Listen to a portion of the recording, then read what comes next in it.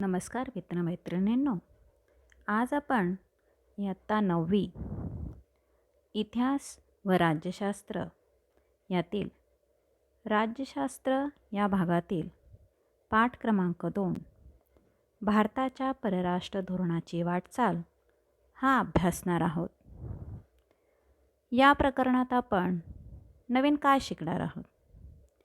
आंतरराष्ट्रीय व्यवस्था, तिचे स्वरूप आणि मागील शतकातील शीतयुद्ध व त्याचे परिणाम इत्यादी समजून घेतल्यानंतर आता आपण त्यांच्याशी संबंधित अन्य विषयांची ओळख करून घेणार आहोत.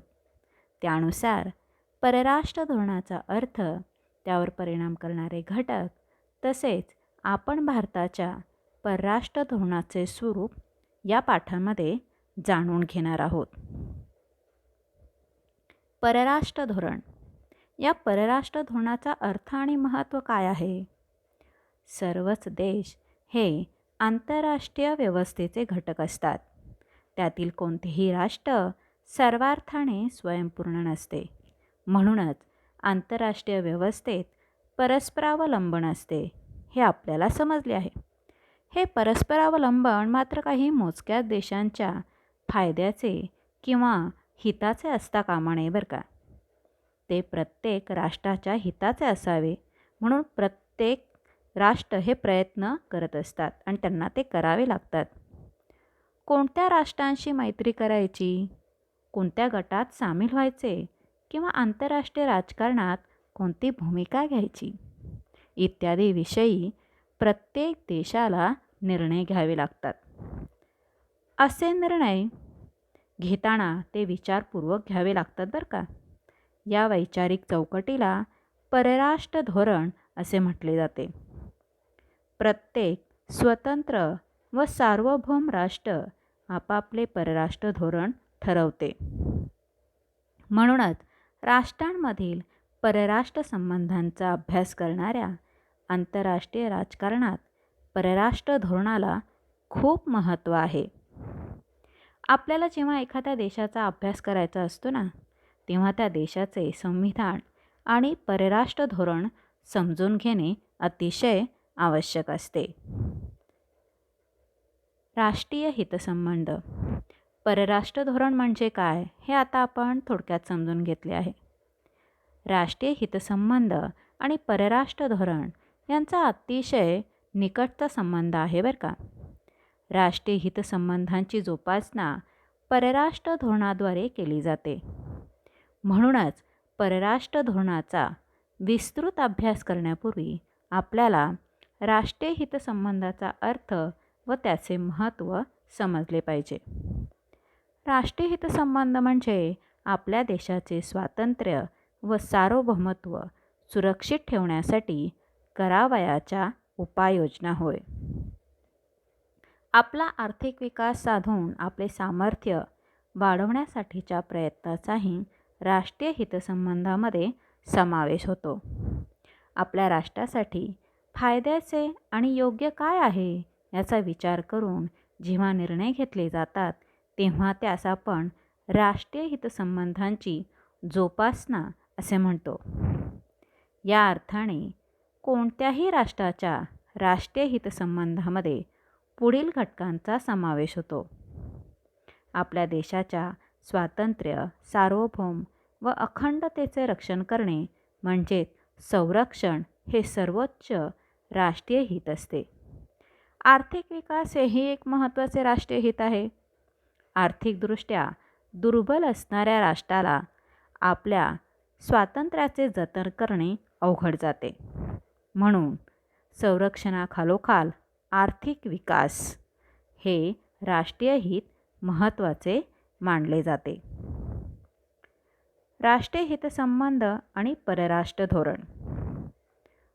संरक्षण आणि आर्थिक विकास या राष्ट्रीय हितसंबंधांची जोपासना होईल या दृष्टीने परराष्ट्र धोरण आखले जाते.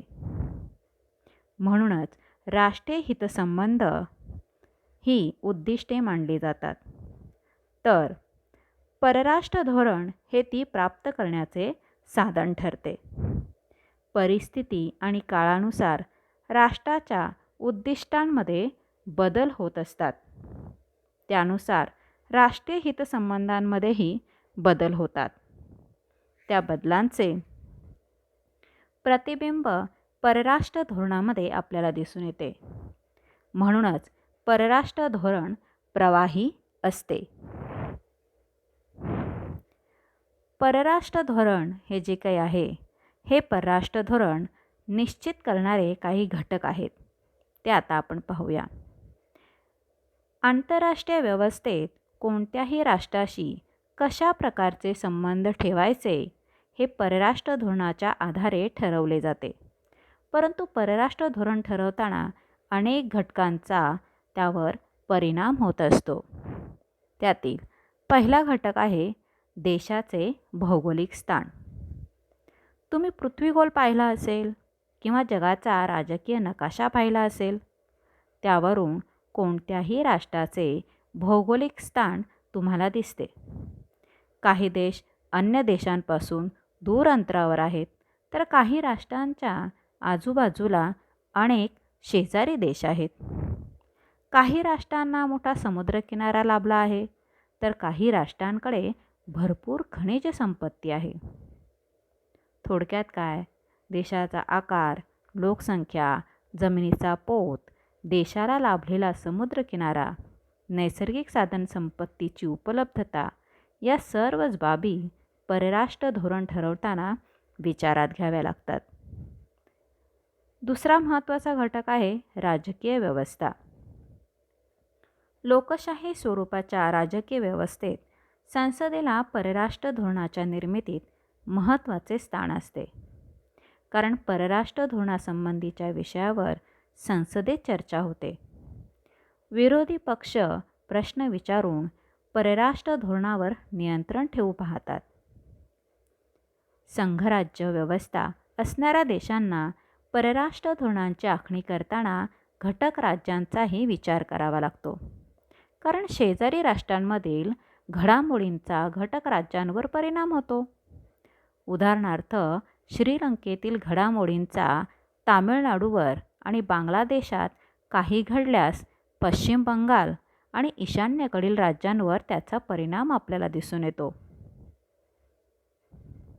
आपल्या देशातील शांतता व स्थैर्य जितके महत्त्वाचे, तितकेच ते शेजारी देशांमध्ये सुद्धा असणे महत्त्वाचे असते. म्हणूनच शेजारी राष्ट्रात लोकशाही निर्माण व्हावी म्हणून आपल्या भारत देशाला सुद्धा काही प्रयत्न करावे लागतात. तिसरा महत्त्वाचा घटक आहे अर्थव्यवस्था.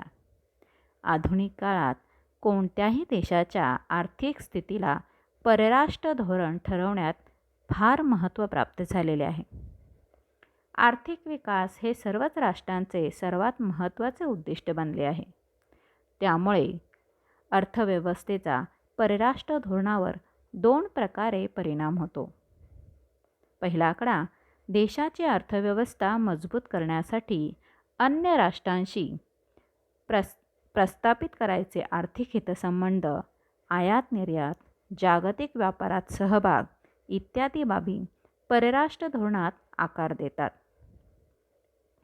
सध्याच्या जागतिक व्यवस्थेत आर्थिक सुरक्षिततेचे मुद्दे राष्ट्रीय सुरक्षितते इतकेच महत्त्वाचे मानले जातात. आर्थिक सुरक्षितता जितकी भक्कम तितके सामर्थ्यशाली राष्ट्र म्हणून मान्यता मिळते. अर्थव्यवस्था मजबूत असणारे देश कमी परावलंबी असतात व त्यांना स्वतंत्रपणे परराष्ट्र धोरण आखता येऊ शकते. त्याच्या पुढील मुद्दा आहे राजकीय नेतृत्व. परराष्ट्र धोरण ठरवण्यात राष्ट्रपती, प्रधानमंत्री, परराष्ट्र मंत्री, संरक्षण मंत्री, अर्थमंत्री, गृहमंत्री या सगळ्यांचा वाटा असतो. परराष्ट्र धोरणातील सातत्य टिकवून ते सुधारण्याचा प्रयत्न या पदांवरील व्यक्ती करतात. उदाहरणार्थ, पंडित जवाहरलाल नेहरूंनी भारताच्या परराष्ट्र धोरणात अलिप्ततावादाची भर घातली. अटल बिहारी वाजपेयी यांनी भारत-चीन संबंध सुधारण्यात मोठे योगदान दिले. यानंतरचा 5वा मुद्दा आहे प्रशासकीय घटक. परराष्ट्र धोरणाच्या निर्मितीत परराष्ट्र व्यवहार मंत्रालय, परराष्ट्र सचिव, परदेशातील दूतावास, राजनैतिक अधिकारी इत्यादी प्रशासकीय घटकांचा समावेश असतो. परराष्ट्र धोरणासंबंधीचा अंतिम निर्णय जरी प्रधानमंत्री व त्यांचे मंत्रिमंडळ घेत असले तरी त्या निर्णयापर्यंत पोहोचण्यासाठी प्रशासकीय यंत्रणा मदत करते.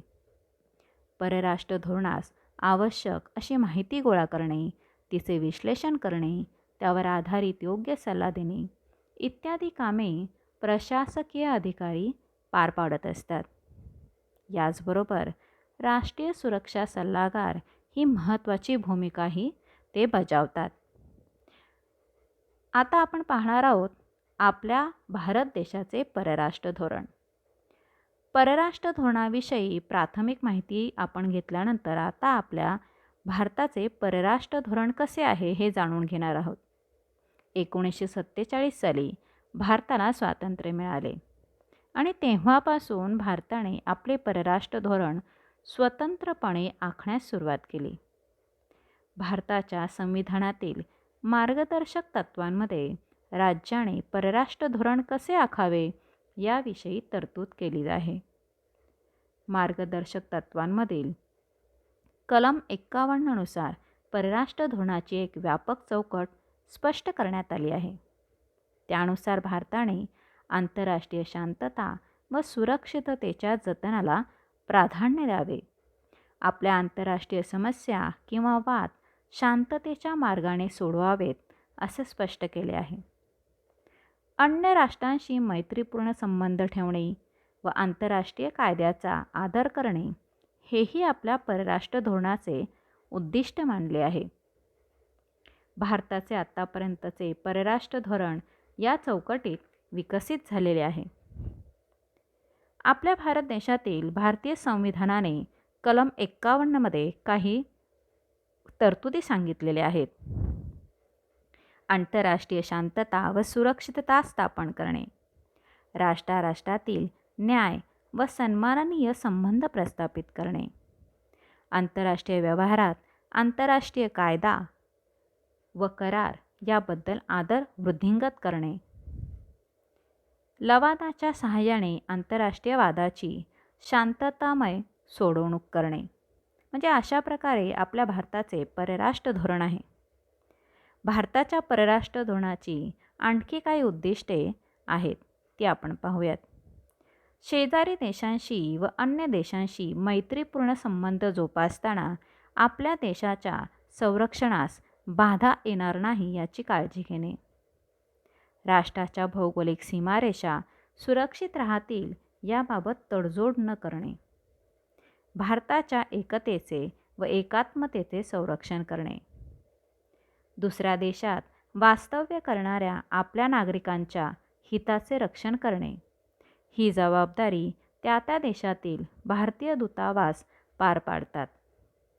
भारताच्या आर्थिक विकासासाठी परराष्ट्रांबरोबर आर्थिक व व्यापारी संबंध प्रस्थापित करणे.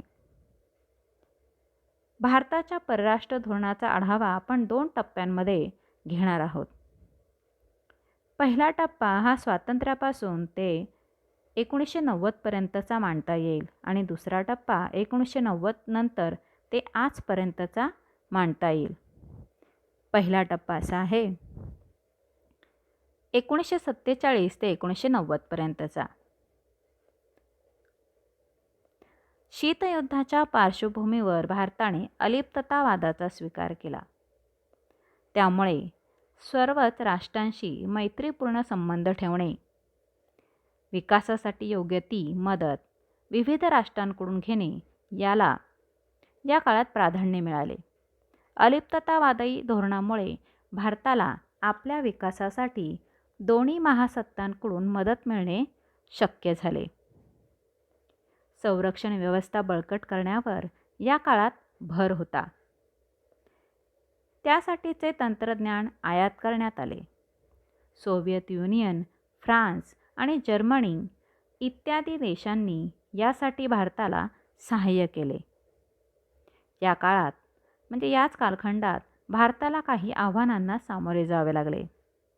यामध्ये पाकिस्तानशी संघर्ष आणि बांगलादेशाची निर्मिती तसेच चीनशी संघर्ष यांचाही समावेश होता.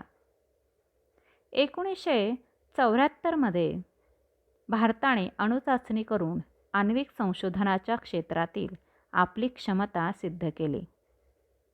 या आपल्या भारत देशाच्या परराष्ट्र धोरणात पंडित नेहरूंचे विशेष योगदान होते. जागतिक किंवा आंतरराष्ट्रीय घडामोडीचे आपण स्वतंत्रपणे आकलन करावे ही त्यांची भूमिका होती. शांततेच्या धोरणाचा त्यांनी यावेळी पाठपुरावा केलेला होता.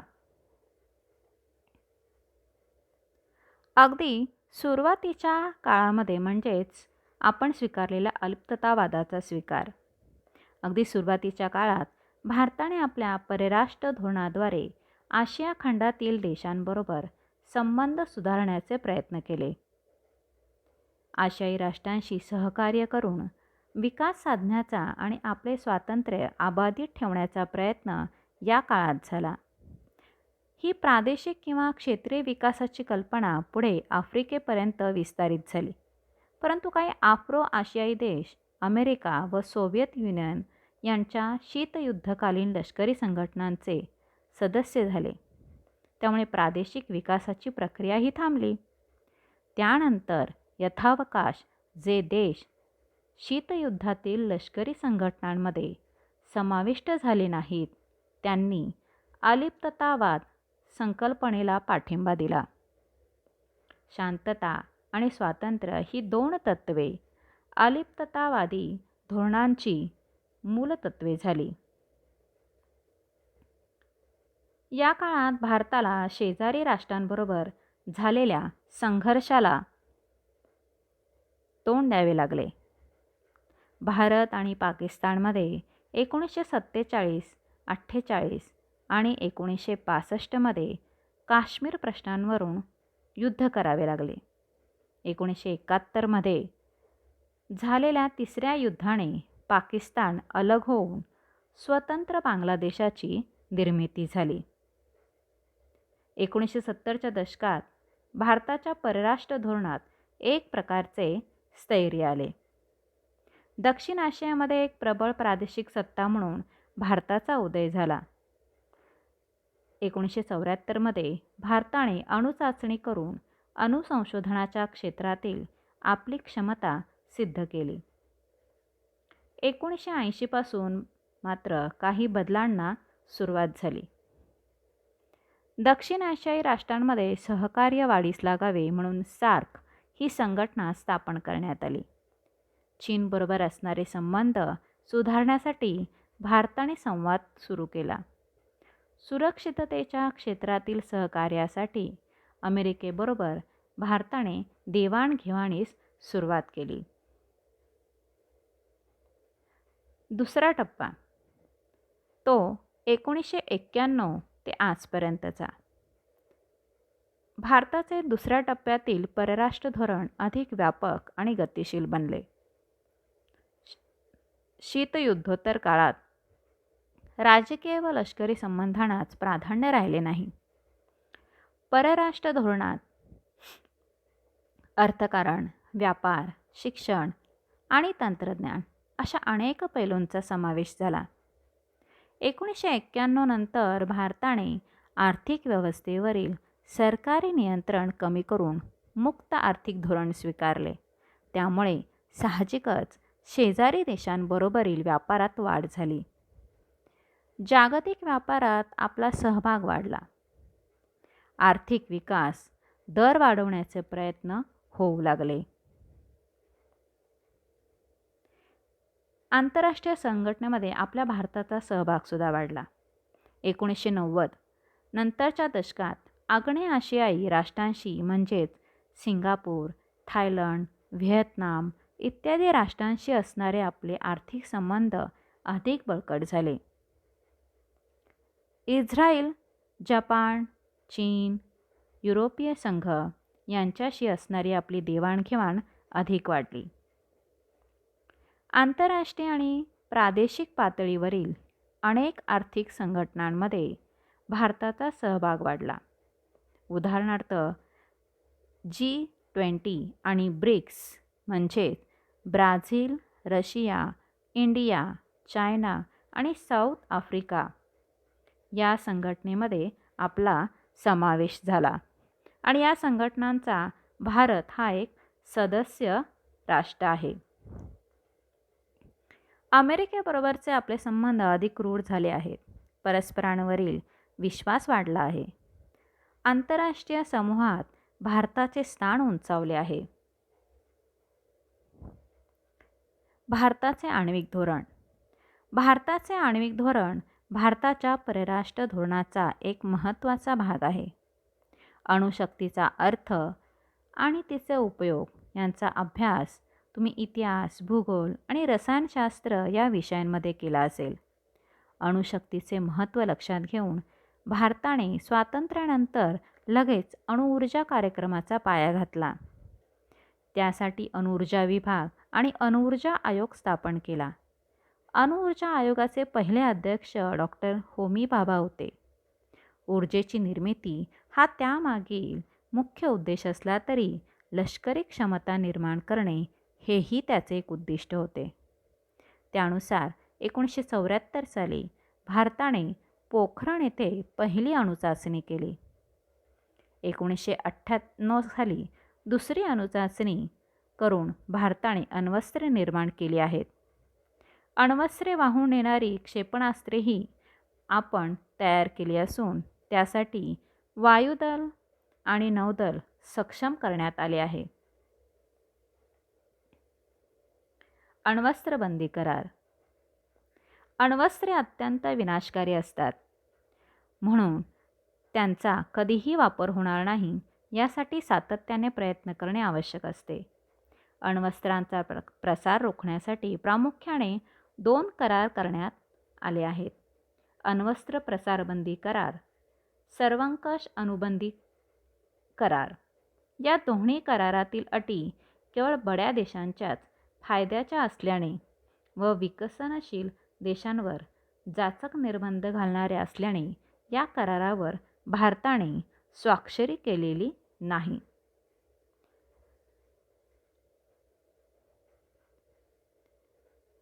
भारत आता एक अण्वस्त्रधारी राष्ट्र झाले आहे, परंतु एक जबाबदार अण्वस्त्रधारी राष्ट्र अशी भूमिका आपण स्वीकारली आहे.